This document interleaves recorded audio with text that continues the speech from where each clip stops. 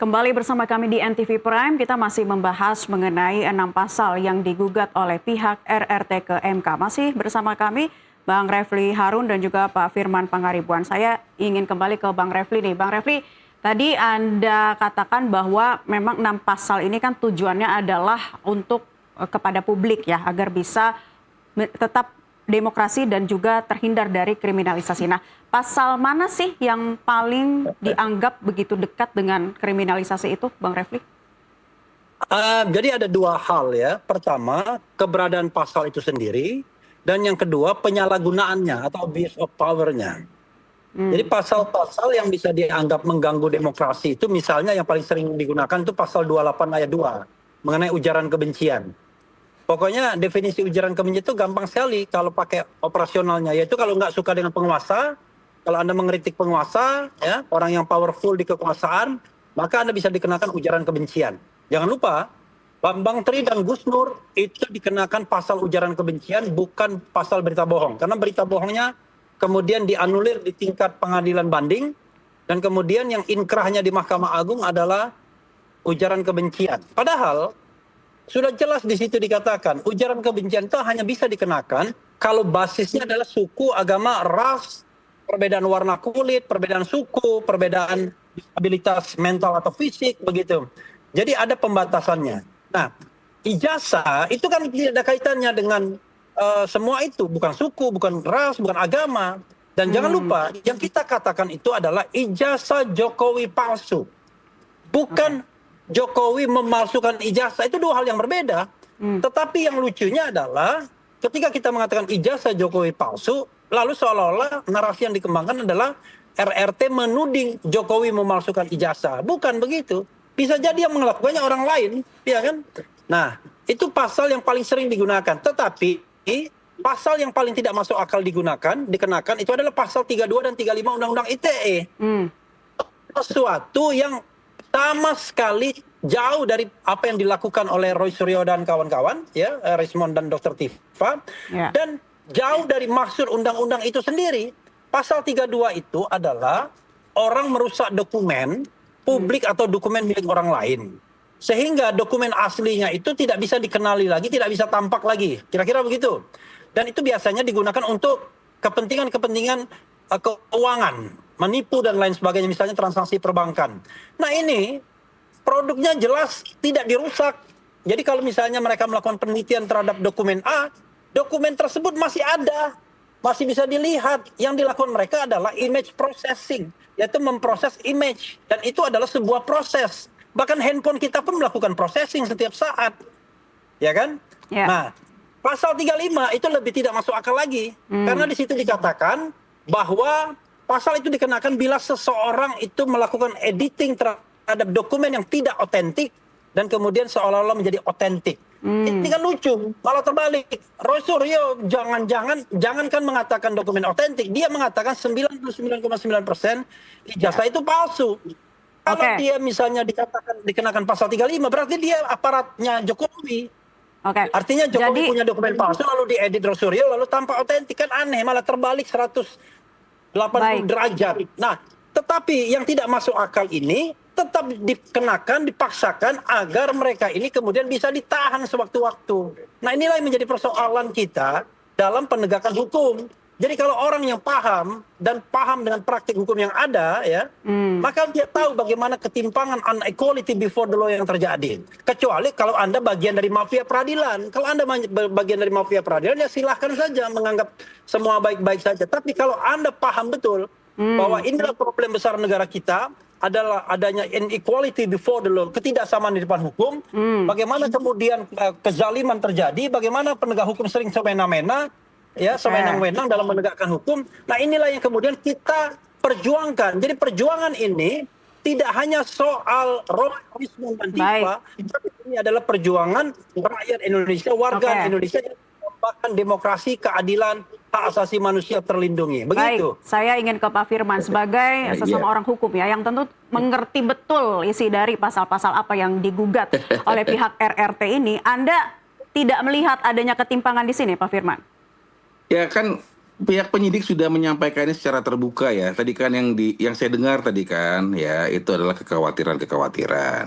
Penyidik sudah melakukan penyidikan ini secara terbuka, secara akuntabel, profesional. Semua melakukan pengawasan, termasuk kita masyarakat gitu loh.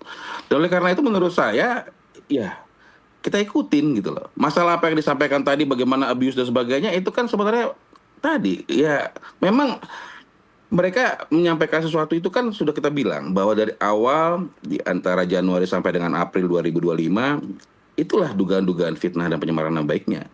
Dan saya lebih melihat ini adalah tadi pengejawantahan pasal 28G Undang-Undang Dasar 1945 itu gitu loh. Bahwa memang semua ini harkat martabat ini harus dijaga, kalau enggak akan terjadi penghinaan kemana-mana gitu loh. Dengan dalil-dalil bilang nanti kita sedang melakukan penelitian dan sebagainya atau sedang kita melakukan laporan polisi dan sebagainya, padahal sebenarnya sedang melakukan upaya-upaya pencemaran nama baik dan fitnah dan merugikan orang lain gitu loh. Jadi apa yang disampaikan tadi semua menurut hemat kami tidak seperti itu. Tetapi kan kalau kita berdebat dalam undang-undang tadi saya sebutkan 440 di KUHP baru itu ya kita nanti buktikan di persidangan seperti itu. Dan menurut hemat kami tadi pasal 310 311 itu timbul lagi di pasal 434 433 gitu kan. Artinya rakyat menginginkan ini bahwa harus dilindungi harkat dan martabat kita seperti itu. Dan itu harus negara harus hadir di situ melindungi kita seperti itu. Dan apa yang disampaikan tadi kan hanya untuk melakukan tangkisan-tangkisan menurut hemat kami ya. Jadi saya pikir ya sudah kita fokus aja. Kita fokus aja kepada apa yang kita sampaikan di Polda Metro Jaya. Karena begini Mbak, kerugian ini bukan hanya kepada Bapak, kepada masyarakat semua rugi gitu loh. Karena apa? Ini kan bayangkan seorang presiden ke-7 seperti ini, seperti itu. Baik. Dan saya pikir ya sebagai warga negara, Bapak sudah tidak lagi menjadi presiden, ya dia harus dilindungi seperti itu. Ya. Jadi kalau lantas ada pengajuan-pengajuan dan sebagainya, saya pikir ya itu hak daripada warga negara juga, silakan aja. Tetapi proses ini mari kita ikuti dengan baik, mari kita kooperatif, dan jika ada konsekuensi yang kita langgar, ya kita juga harus kooperatif lah. Ya kan? Saya rasa itu aja Mbak. Oke, gimana Bang Refli katanya harus kooperatif, sejauh ini kan sudah merasa kooperatif betul ya dalam mengikuti kasusnya dan sampai saling lapor, yang dulunya teman seperjuangan sekarang jadi lawan. Sampai mana nih akhirnya publik menunggu ujungnya Bang Refli?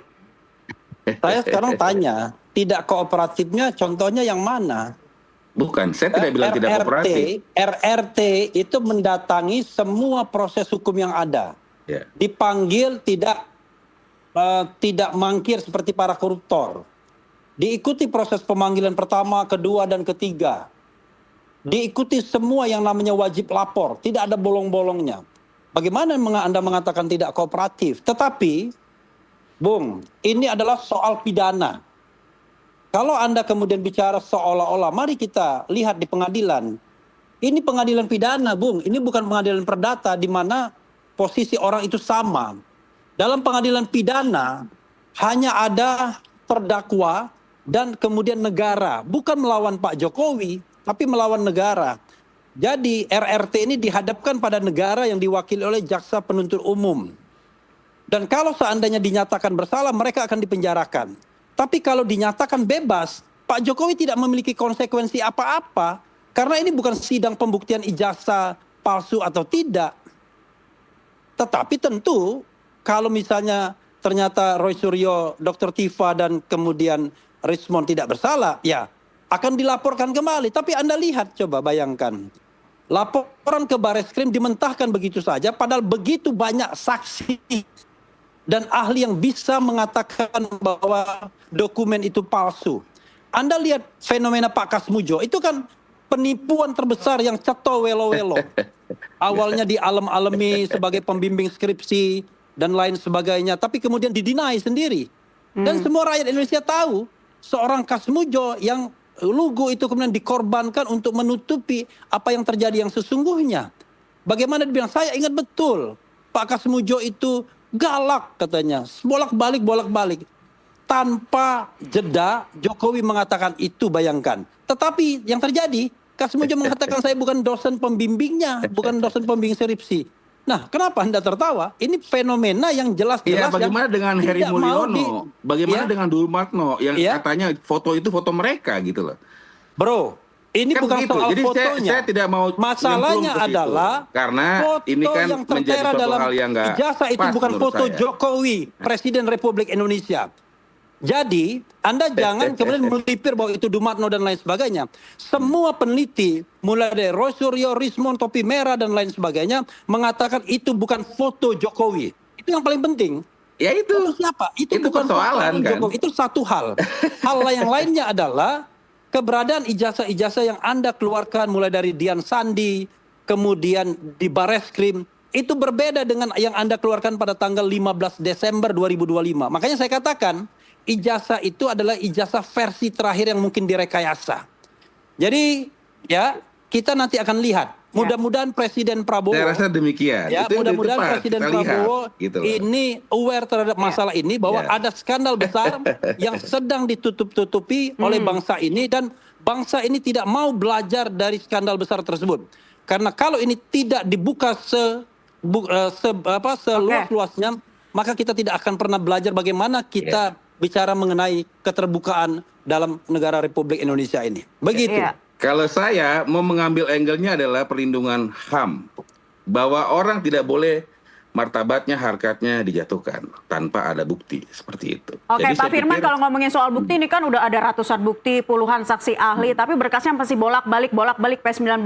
Secara psikologis masyarakat Itu dan sendiri publik satu itu indikator. makin bingung. Sebenarnya ijazah Iya, ini indikator. asli apa Bayangkan. palsu sih? Jangan Sudah memeriksa dibingungkan. 22 saksi, 709 bukti, kemudian ratusan saksi, 22 ahli, tapi kemudian berkasnya masih perlu dikembalikan. Karena saya pikir kalau saya jadi jaksa, saya juga bingung karena saya hadir pada gelar perkara khusus terakhir dan saya tidak melihat bahwa masalah ini disidik secara benar dan Jadi sophisticated. saya mau sampaikan begini, Mbak. Jadi kan kalau diperiksa oleh pihak jaksa penuntut umum nantinya akan disidangkan mereka yang akan hadir.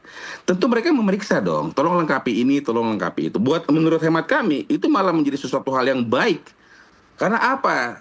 Jaksa sangat meneliti perkara ini. Sangat jarang yang langsung P21, Mbak. Boleh kita lihat deh. Malah kalau dia bolak-balik artinya, oh coba lengkapi ini, lengkapi itu. Supaya apa? Apa yang disampaikan itu lebih mudah nanti disidangkan pembuktiannya seperti itu. Jadi tidak ada yang tidak perlu di sini saya sampaikan kepada masyarakat, tidak perlu bingung. Itu biasa jika ada petunjuk-petunjuk dari jaksa seperti itu. Sehingga menurut hemat kami, ya polisi akan melengkapi apa yang disampaikan oleh jaksa dan akan dikembalikan lagi kepada jaksa setelah apa yang mereka sampaikan itu dipenuhi oleh polisian. Setelah itu Mbak, jadi nggak perlu pusing karena itu biasa. Jarang sekali saya menemukan ada langsung P21 begitu limpah langsung P21. Jarang sekali. Ya, tapi apa perlu coba ke Bang Refli ya, sampai dengan ratusan bukti, puluhan saksi ahli untuk ya seperti kasus ini lah kalau Anda lihat itu Kalau bagaimana, Bang? itu prinsip kehati-hatian. Jadi kalau kita menurut mau jujur ya, sebenarnya tidak perlu banyak-banyak saksi, tidak perlu banyak-banyak bukti, tidak perlu banyak-banyak ahli. Cukup dokumen yang dikatakan asli itu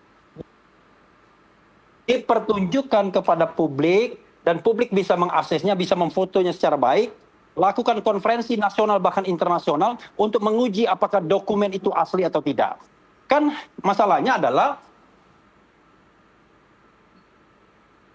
Bang Refli. kemudian gugat.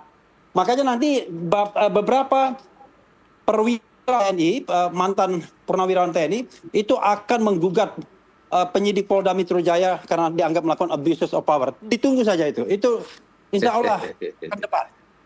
Oke. Jadi Bang Refli, Anda berpendapat bahwa kita kembali lagi ke pasal ini ya, yang disampaikan dengan dasar penelitian itu sebetulnya tidak dapat dipidana. Oh iya, jangankan penelitian. Kalau negara demokrasi kita bukan demokrasi Sontoloyo, orang berpendapat itu tidak bisa dipidanakan. Apalagi itu pendapat expert opinion. Jadi ya ada 4 hal yang tidak bisa dikriminalisasi. Pertama adalah privilege. Privilege atau keistimewaan itu biasanya dimiliki oleh ahli. Jadi kalau misalnya seorang ahli menyatakan pendapatnya, tidak boleh dikriminalisasi walaupun itu salah. Karena kalau dia salah, maka dia akan di-challenge ahli lainnya. Nah, yang kedua adalah opinion. Anda tidak bisa kemudian mengkriminalisasi opini orang, karena dalam konstitusi dikatakan hati nurani itu adalah hak asasi manusia yang tidak bisa dibatasi at any circumstance. Yang ketiga, Anda tidak bisa mengkriminalisasi dengan itu yang namanya moral duty, kewajiban moral. Jadi kalau seandainya sebagai warga negara, Anda melihat sebuah peristiwa dan Anda mengatakannya dengan sebenar-benarnya, Anda tidak bisa dikriminalisasi. Nah, yang terakhir adalah tidak bisa dikriminalisasi adalah truth, kebenaran. Nah, pertanyaannya adalah ketika seorang Roy Suryo misalnya mengatakan 99,9% ijazahnya palsu, itu adalah expert opinion. Jadi opini yang didasarkan pada penelitian dia sebagai ahli telematika. Dengan berbagai macam metode yang dia gunakan. Ya. Termasuk ELA dan lain sebagainya. Baik. Dan sampai pada kesimpulan itu, bukan ujuk-ujuk. Dan Roy Suryo sebagai ahli telematika sudah reputable, digunakan beberapa kali sebagai ahli oleh Mabes Polri. Jadi karena itu Anda tidak bisa mengatakan dia bukan seorang ahli. Dr. Tifa sedang menyelesaikan 2 doktoral sekaligus sekarang ini. Rismond, doktor lulusan Jepang Yamaguchi University. Bagaimana Anda mengatakan kalau opini mereka opini abal-abal? Sama seperti saya ngomong misalnya. Ini kan juga opini yang karena di penggelutan bidang hukum tata negara yang sudah lama saya geluti begitu. Baik, Pak Firman, jadi ada pandangan expert, pandangan ahli di sini ya. Mana ada dalam pandangan expert, pandangan ahli yang mengatakan misalnya, koreksi kalau saya salah ya, 1000 miliar % palsu.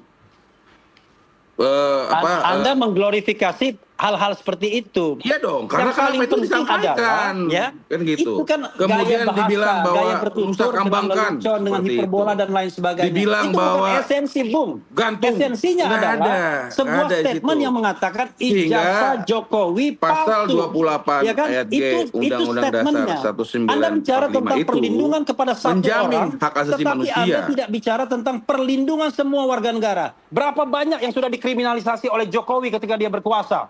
Ingat. Ya jangan seperti itulah. Kalau ini kan sudah balas dendam dan sebagainya kan dan gitu. Sekarang RRT.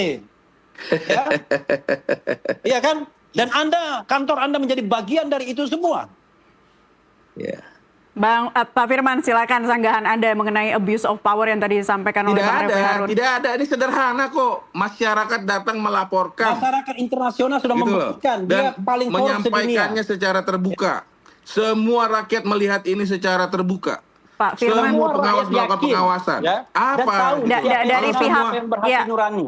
Kalau semua terus dipersangkakan, Mbak, ya ini yang terjadi. Nanti ya mudah orang akan mengatakan ini dan itu, merugikan orang lain, merendahkan martabat orang lain, seperti itu. Dengan dalil-dalil katanya adalah penelitian dan sebagainya. Kita berdoa, dan ini malah menurut hemat saya, yang mudah sekali mengkriminalkan orang, baik ketika dia berkuasa maupun tidak lagi berkuasa. Dihilangkan gitu. Karena itulah kita tahu bahwa kenapa kemudian pengajar rakyat Indonesia dan demokrasi, ya kan, no free lunch, tidak ada makan siang yang gratis.